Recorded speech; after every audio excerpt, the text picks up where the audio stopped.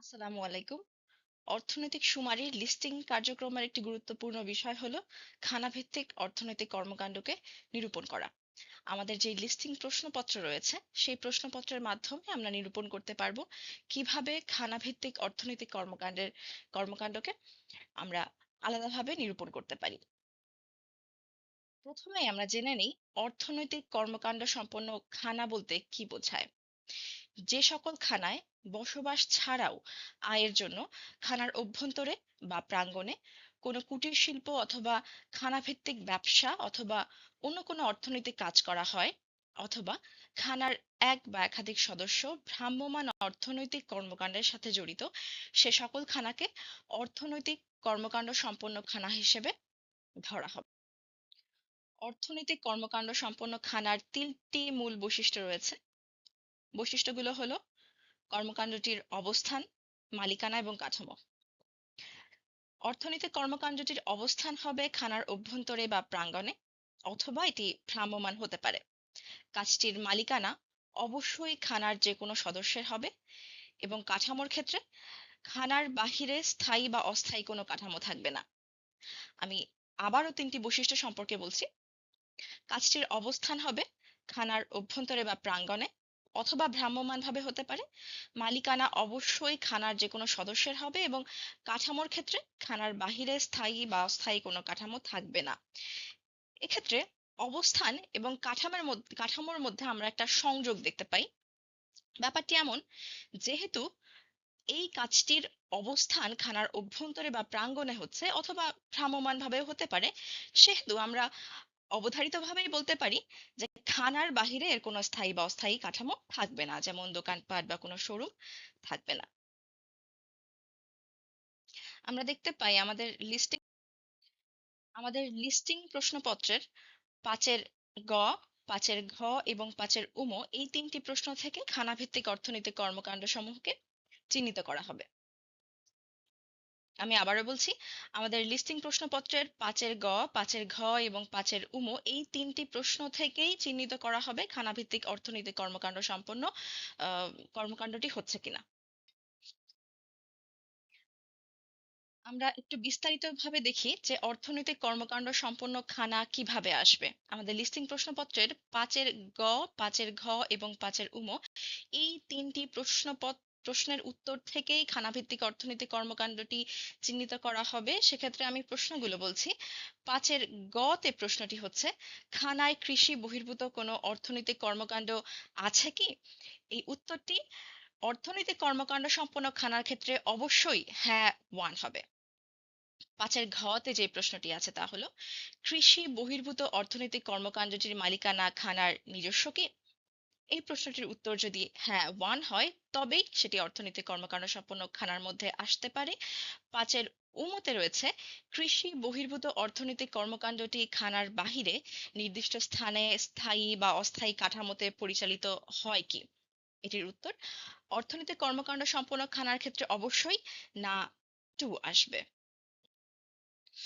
আমি আবারও বলছি, অর্থনৈতিক কর্মকাণ্ড সম্পন্ন খানাকে চিহ্নিত করতে গেলে প্রশ্নপত্রের ৫-এর গতে হ্যাঁ ওয়ান, ৫-এর ঘতে হ্যাঁ ওয়ান এবং ৫-এর উমতে না টু নির্বাচন করতে হবে। এবারে কয়েকটি অর্থনৈতিক কর্মকাণ্ড সম্পন্ন খানার উদাহরণ দেখা যাক।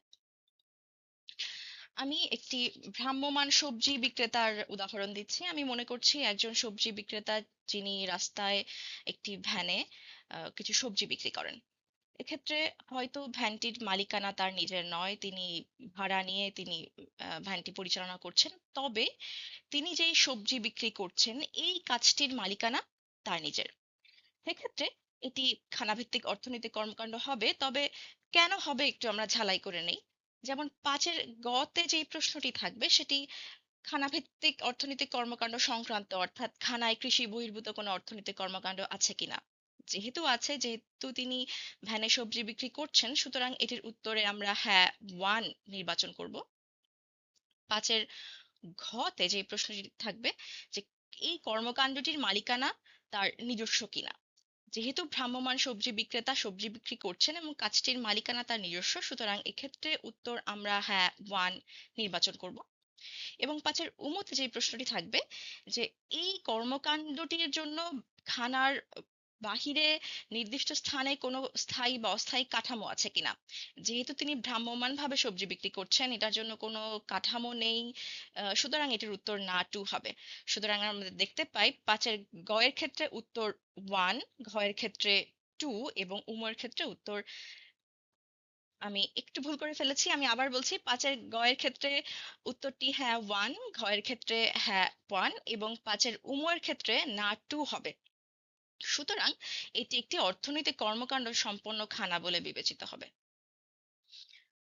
আরো একটি উদাহরণ দেখে নেওয়া যাক। আমরা মনে করি কোনো একজন ব্যক্তি তার খানায় বসে অনলাইনে কাপড়ের ব্যবসা করেন।